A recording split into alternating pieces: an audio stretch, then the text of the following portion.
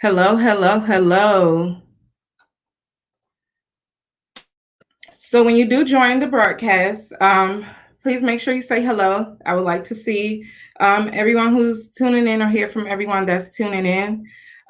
If you don't mind, try to hold your questions to the end. But if you can, and make sure you take notes.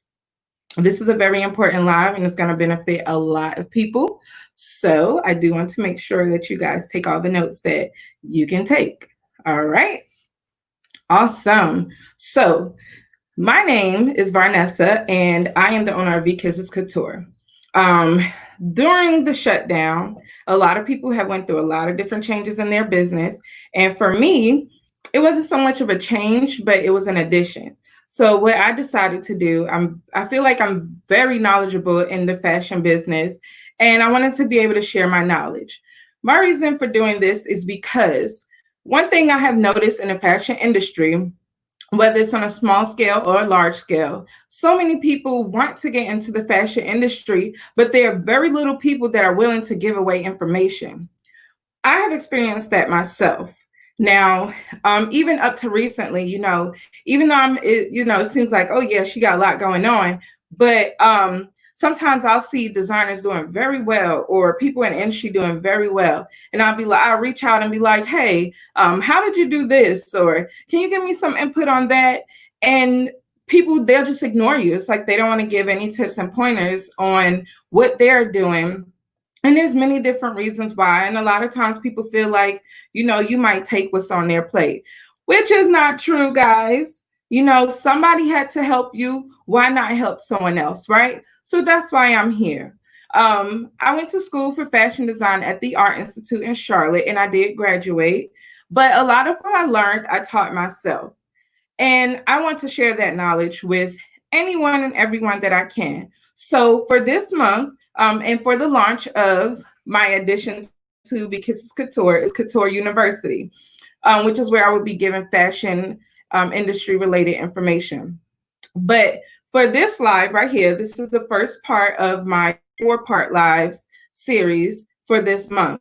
And it's called Finding Your Niche or Your Specialization in the Fashion Industry. So I want you guys to make sure you take some notes, make sure you listen in, because I will be giving a great bit of information. And if you are trying to get into the fashion industry, it will definitely benefit you. So please, please, please take notes. All right. So with finding your niche in the fashion industry, that's basically, finding your niche is basically figuring out what it is that, for one, that you like to do, what it is based off of your target market of people that you can offer people, right? So finding this will lead you into your brand's legacy. Once you find your niche, always has something to do with you. It's not always you creating something or you trying to find something to satisfy your customers. Like, let's say your customer may like butterflies, but you really don't care for butterflies. But here you are trying to create a whole brand based off of butterflies, and you really had no interest in it. Like, everything is just disgusting to you, right? So why would you create a whole brand? And that's a money tactic type thing. Like, why would you create a whole brand for butterflies when it really does not interest you at all, right? Exactly. So that's why your niche has a lot to do with you, not just your customer or the people that you are trying to target. Finding your niche will also make things easier for you. It'll help you create your whole entire brand, all your visuals for your entire brand. For me, my visuals for my brand, my colors are red, black, and white. My business name is V.Kisses Couture, and my logo, the center of my logo is always lips, red lips. Hence the kisses and V.Kisses Couture. So everything I do, just about everything I do, you will see the red lips. Unless it's a special project, then you will not see the red lips, but on the actual garment. But everything I do, you'll see the red, black, and white, or you'll see the red lips, because that's my brand. That's my legacy, right? So that is what I'm talking about. So you want to be known for something specific when you're also finding out what your niche is going to be. you want to ask yourself these questions. How are you going to stand out in your business? What do you want to be known for your fashion business? What is your special place in the fashion industry? A lot of people think that the fashion industry is more so wholesaling or fashion designing or fashion sketching. But a lot of people don't know all of the many jobs and careers that you can have being in the fashion industry, right? And I'm also going to give you a few of those today as well. So, what is a niche? Basically, it's a specific section for a larger market, right? So let's say you're going to make shoes, but you want to more so specialize in summer shoes, right? So your niche is going to be sandals and flip-flops, or maybe it's not just sandals. Maybe your niche is more on a higher scale, like upscale sandals, like for destinations. Let's say you can have beaded sandals, rhinestone sandals. There's a lot of people who would like beaded sandals if you like to bead, but you also want to be in the fashion industry, or rhinestone sandals if you like to stone things. You're a crafter, but you want to get in the fashion industry, but you want to focus on this one thing. You literally can have a whole business on just that. And it makes things so much simpler than jumping from one thing to the next, to the next, to the next. Just to try, like, it's so much better to focus your business on one thing, right? So, um, having your niche will give you a clear range of products, a clear range of what your products will look like, your colors. What I like to do is pick a certain amount of colors that I more so will focus on. Your niche is your image, right? So the fashion industry possibilities are huge. So if you want to know different things that you can do in the fashion industry, or how you can be a part of the fashion industry, make sure you listen up. So you can be a fashion illustrator. Being a fashion illustrator, they are a huge asset to fashion designers, or anybody really who wants to get in the fashion industry and maybe they can't draw. So you can be a fashion illustrator. If you know how to draw, you can sell your art. You can do paintings. You can do digitals. Even graphic designers can get in on this. You can sketch for businesses. Let's say someone has an idea and they just don't know how to put it on paper. You can do that technical sketch for them. You can also do their artistic sketch for them. But a fashion illustrator is very crucial in the fashion industry, especially if someone wants to outsource their items. They need someone that knows how to put their ideas on paper so that they can send it to whoever they want to make it for them. So then a merchandiser. I actually was a merchandiser before for Rainbow in the beginning of my fashion career. So a merchandiser is basically a person who goes into the store and they set things up in the store. A lot of times there's a booklet that the store has, and which, yeah, every time for big businesses and corporations, there's a booklet that they give you, and you basically set the store up based off of what's in the booklet, because it has to be set up that way. That is just no way around it. It has to. But you can also be a merchandiser for smaller brands, for boutiques, help them set things up. Maybe they don't have time to do it and they want to hire somebody to do it for them. So you can be their merchandiser for their store. So don't think that you only have to go apply for big corporations. You can do it for smaller businesses and boutiques as well. You can also become a fashion stylist. If you like to dress people, if you go to a store and you just looking at this, that, and you're like, this and this will look so good together, or I don't know why this person is wearing this, but this will look so much better for their shape. You can be a fashion stylist. If that's something you're passionate about, or you feel like you can be passionate about, you can be someone's fashion stylist. You can be a textile designer. You can create prints. This, especially in this day and age, can be simple to do, being a textile designer. You can create prints digitally, right? And you can literally get those prints printed on fabric, different types of fabric, right? And sell it to people. How easy is that, right? So you can be a textile designer, or you can also take it further. If you want to do more of a hand type thing, you can create fabrics by hand. And there's many different ways you can do that as well. You can be a fashion designer like myself. And a lot of times fashion designers really hold a lot of these different parts in the industry for themselves, but you can be a fashion designer. You can create bags, you can create shoes, children's clothes, women's clothes, men's clothes. You can pick what part of the industry you want to do and then pick a little part inside of that that you want to focus on as well. Um, Also, you can be a retail buyer. Right now, especially with COVID and everything going on, wholesaling I have seen has been super huge. You can be a buyer for these small brands. You have a lot of people going out there wasting money because they're just buying stuff to try and sell it so that they can make money, but they don't know what they need to buy. So they're buying things and it's just sitting on the shelves, or they're holding on to inventory because they don't even know what to do with it. You can be a buyer. What a buyer basically does is research what is going on in the fashion industry, and they go out and they purchase or they purchase different items with the owner's money, of course. But they purchase different items based off the season that's going on right now, the right product for that brand as well, the brand's market, and what is on in demand for customers, right?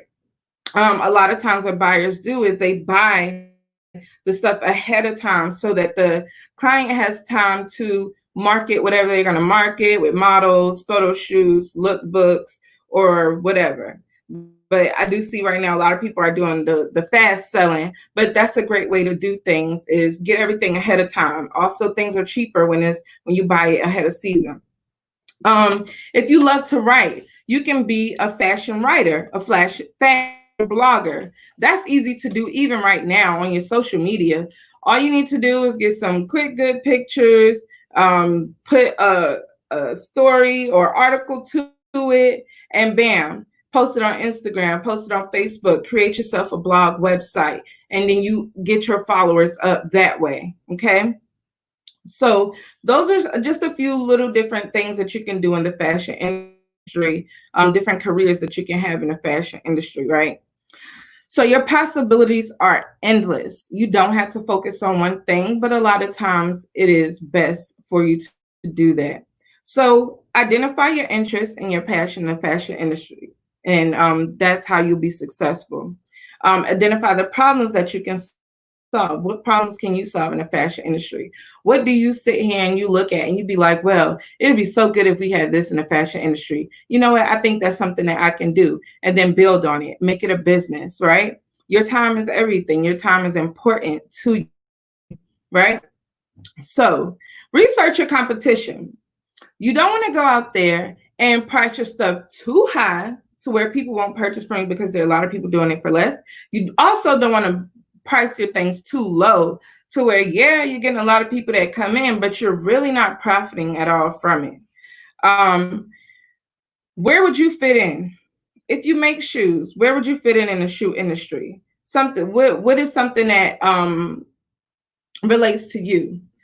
A great market I would say that I've seen is like the Gothic industry or alternative, I believe they call it, is you'll see they come up with something, whether it's fashion or shoes or whatever. The person who creates it also is in that same lifestyle. That's what you need to do. Mimic that before your business, right? Your niche needs to speak to you. That's the best way you can sell it is if your niche speaks to you. That's the best way you can build your business is if your niche for your business speaks to you, because then you're able to basically multiply it, right? So what do you have to offer that your competition don't? It can be something as simple as customer service. You have businesses that are very big and they're doing very well, but their customer service sucks. Well, if you are offering the same thing and you have better customer service, then guess where they're going to go to? You. All right. So determine how much you're going to get paid. That also goes into researching your market. So depending on what you're doing in the fashion industry is how you can determine this. If you're making things, you do it based off of the cost of your overhead. You do it based off of the time that you put into creating what you're doing. You put it, your materials that you use. You also have to take that into consideration. So the amount of materials you buy versus how many things you can make out of that amount of materials that you buy. Those are different ways you can come up and find out how much profit that you will make. So one thing you want to make sure you also do is get a return on investment. That is the biggest and the main goal when it comes to business, is getting a return on your investment. You don't want to just be putting money out, and not getting anything back. Then it really serves no purpose. At that point, it's really just a hobby. But what I'm here to do is help you create a business, not a hobby, right? So these are the things that you want to take into consideration when finding your niche.